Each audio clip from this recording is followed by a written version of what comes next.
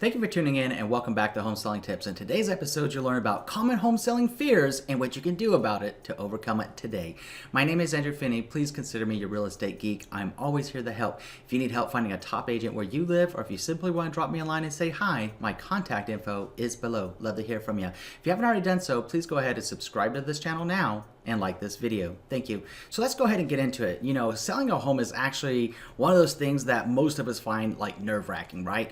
Sometimes it feels a little scary, sometimes it feels a little exciting. It can present itself with enormous financial transaction for most of us. In fact, for most of us, our homes are actually our biggest nest egg. It's our biggest investment many of us will ever have or ever make. So with all sorts of financial and potential financial risks and rewards and emotional and practical implications that come along with it, sometimes we get these fears. So there's actually like 5 main home selling fears I found in working with different people to sell their homes. So I'm going to review each one of these with you today. At the end of this video, or while you're watching this video, drop a line in the comment section below and tell us what fear you've experienced and how you overcame it. So the fear number one that a lot of people experience is no one's going to buy my home. And that's normally like fear number one that I have found all the time. Is like the number one fear. So that's why we put it as number one is no one's going to buy my home. No one's going to like my home. They're going to hate it. They don't want it. It's just going to sit and sit and sit and sit. And we're never going to get it out of this place. And we really want to go somewhere else, but it doesn't. It's just not going to sell, Andrew. It's so scary. And especially it becomes more intense of a fear if you need that money from the sale of that home to be able to buy your new one. Just know it's okay. Take a deep breath. Just take a deep breath and relax. And let's look at this a little bit more logical. The truth is that if you price your home right, and if you price it ready to sell and you keep your home in the right condition, which is a good condition, your home is going to sell. And depending on the market, it's going to depend on how long ultimately it's going to take to sell your home. So you want to start with finding a trusted real estate advisor up front, ideally somewhere between 3 and 12 months in advance of selling your home, so you can begin working with the trusted real estate advisor about how best to get your home ready for the market, what the things are that you can do, any kind of repair that you need to get done, any type of light sprucing up that you could do to improve its ability and its marketability so that it impacts its sellability, so you don't have this fear, number one, of no one's going to buy your house, right? So the second fear that a lot of people get is, you know, my home is going to need so much work before I put it on the market.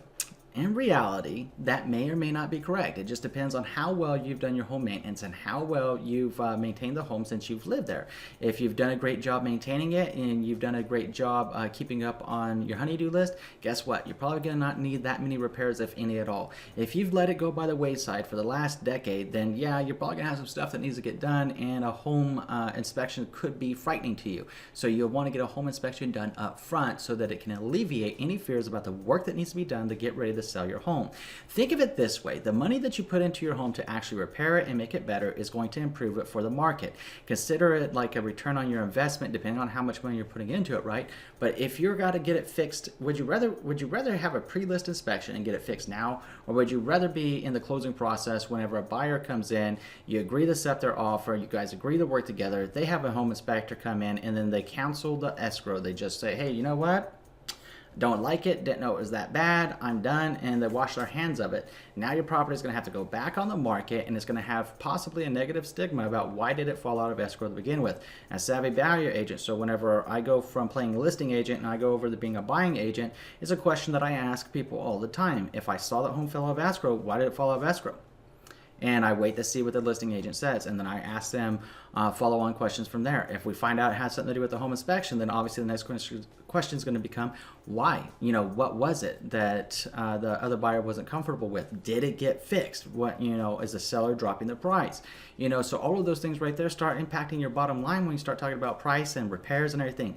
So if you do it up front and you get it out of the way, it's actually going to be returned, and it's going to be another way to pacify the second fear after we just pacified the first one. So let's go into fear number 3 and what you can do about it too, which is normally, oh my God, Andrew, I'm in a hurry. I got a job transfer. I got things to do. My home's just not going to sell in time. Well, yeah, it can, and it will if you're following the first 2 points here and you follow some of the other advice I've given in home selling tips. Yeah, your home will sell. Number one, price it right. A pricing strategy out of the gate should always be fair market value. If it's a little bit less than fair market value, somewhere between 1% and maybe 3% under market value, then your home is going to be in the prime position to ideally get multiple bids and multiple offers. Nonetheless, it's going to sell a bit quicker. Home buyers always appreciate getting a deal. They always appreciate getting a good value for their money. So when they see that, they're gonna be, oh my goodness, this home over here is on the market at $400,000, but this one over here is on for 3% less, so $388,000, right? And they're gonna be like, let's go to that one. They're gonna say, buyer agent, let's go to the $388,000 home because that leaves me with $12,000 that I could put towards the house to make it our own for me and my family, right? So that's how they think. So by planning this out correctly with a trusted real estate advisor, the top agent in your area, then you're going to be able to get everything ready to go those 3 to 12 months in advance of going on the market, so that when the time comes to go on the market, you won't be worried about selling your home and missing that job transfer or moving on with your life with the plans that you have that are so pressing on the time that you have right now. Something to consider. A great way to pacify fear number 3, simply pricing it right and working with the best agent that you possibly can. So fear number 4 is your agent wants to lowball your home price. I mean, really lowball the home price. So we're just talking about putting the home on the market at fair market value of 1% to 3% under market, because that's how you get a multiple bid. Now let me ask you something. When a multiple bid happens on a property, what generally, not all the time, but generally, what happens to your home's price, or the homes that you're watching? What happens to their price? If that home is at fair market value is $400,000, the seller put it on the market at $388,000. You have all these buyers coming into that home and making offers. You're in a multiple bid situation.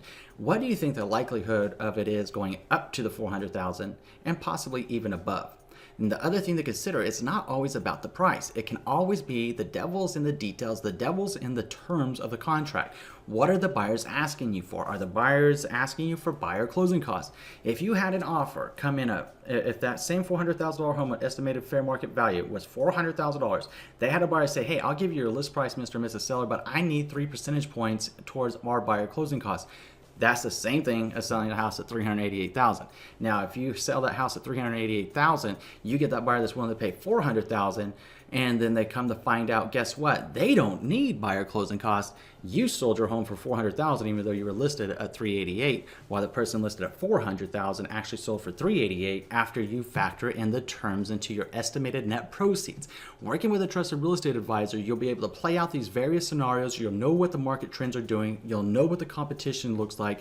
And most importantly, you'll have a great understanding of what buyers are doing in your current market, with the trends in your current market and the conditions of the market of how best to price your home. So you won't have to worry about the agent actually lowballing your price as much as giving you honest advice. A big issue that comes up in a seller's market sometimes is that a seller thinking they can get unrealistically high values for a home. And they think to themselves, well, you know what? The home inventory is low. I can get anything I want. Buyers are just buying any plain old house, no matter whether it's crappy or whether it's great. That's not true. And it's fictitious, and it's a fallacy, and it's a huge fantasy that people get themselves into. Get out of it. Snap out of it. And I'm going to tell you that realistically, because that's not how it works. Buyers in today's market, right? A lot of them are first-time home buyers. In fact, about 43% of the market are first-time home buyers, and of that percentage, you have almost half of them being like of the millennial generation. Guess what? They've worked hard to come up with a down payment. They might be using down payment assistance programs. They're not going to be in the mood, a lot of these cases right now with the trends coming out right now. They're not exactly looking for fixing up homes. They're not exactly looking for crappy homes. And those ones that are like that, guess what's happening? They're sitting on the market. They're having to go after price reduction after price reduction after price reduction. So let me ask you an honest question. You give me an honest answer, and if you want to talk about it in the comment section below, please feel free to tell me what you're thinking.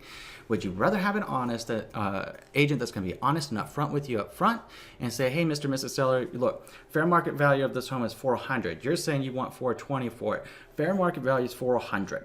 Of your neighbors that have listed their home and the ones that have tried to get $420,000, that took them 6 months to sell their home, if at all. And we had 3 others listings that expired because they asked for even more money. And by the way, an expired listing is when a home goes a full listing term, whether that was 7 months, a year, or whatever it was, it came off the market without selling.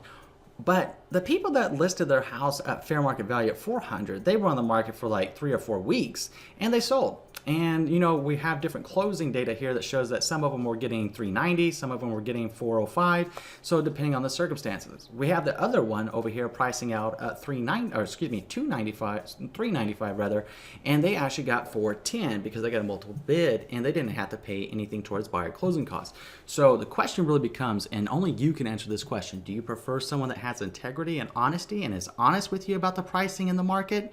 Or do you prefer somebody that is going to tell you any old fantasy, any old Disneyland story that you want to hear because it's what you want to hear? Would you rather have the truth or would you rather have fantasy? Tell me about that in the comment section below. So let's go ahead and get into fear number 5, and that's privacy invasion, and that makes a lot of sense. So with privacy invasion, you get people coming in. Maybe you're having open houses on your property, and there's a lot of people coming in, and it's just like emotionally wrenching because you're like, that's my stove, that's my stuff. You know, I live here right now. Why? I'm so tired of this already, and it just is the first day with the open house, and it's okay because you feel violated and you feel exposed. So guess what? The quickest way to pacify fear number 5 and your privacy being exposed is actually to depersonalize and declutter your house. Not only is that a great selling tip, it also protects your emotional state and removes this fear out of the equation when you take down your personal photos, you take out valuable items, you place them in a safe, and you begin preparing your home to neutralize it in as much as possible so other prospective buyers can see themselves living there, taking out your personal stuff and not leaving any of it out and around, putting valuables in the safe, taking valuables out of the house, and putting that stuff away now will remove that fear so that when people come in, then you're going to be like, hey, I'm glad you guys liked it, and write me an offer, right? So if you have any questions about this video, I'm going to put my contact information up right now. Again, if you need help finding a top agent where you live, or you simply want to drop me a line and say hi, please feel free to do so. Love hearing from you. Now, as I was saying a few times during this video, tell me what you took away from this video. Tell me what's most impactful to you. Was it the fear that no one's going to buy your house? Or was it the pricing strategy or the privacy invasion that caught your attention the most with the fear? What fear have you experienced? How did you overcome it? Tell us in the comment section below. Now, if you haven't already done so, please go ahead and do 3 things. Number 1, subscribe to this channel. Number 2, please like this video. Number 3, please share this video around with someone you know is going to be able to help. In between now and next time, I'm wishing you and yours a lifetime full of love, wealth, abundance, and happiness. Thank you for watching. See you soon.